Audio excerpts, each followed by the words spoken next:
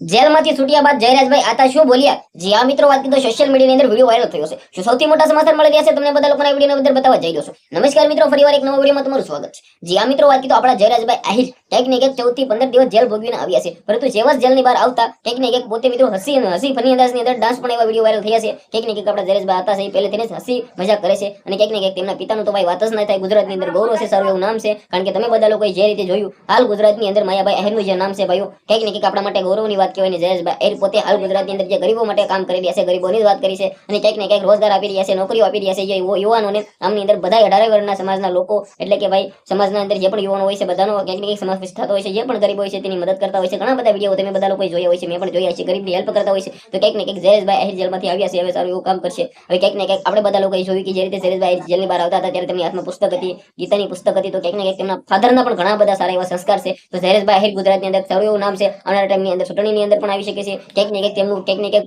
ભાજપની અંદર એન્ટ્રી છે, તમે બધા લોકોએ જોયું છે. કંઈક ને કંઈક 2027 ની અંદર એમએલએ પણ બની શકે છે. તમારા આના વિશે શું કહેવું છે? તમારી શું રાય છે? સોશિયલ મીડિયાની અંદર વિડીયો વાયરલ થયો છે, જે પણ તમારે કેવું કમેન્ટ ની અંદર કરી દેજો, વિડીયો શેર કરી દેજો. આજના વિડીયોમાં ત્યારે જ આપણે એક નવા વિડીયો મળી જશે. બધા લોકોને ધન્યવાદ. ખાસ કરીને વિડીયો શેર કરો. આપણે એક નવા વિડીયો મળીએ.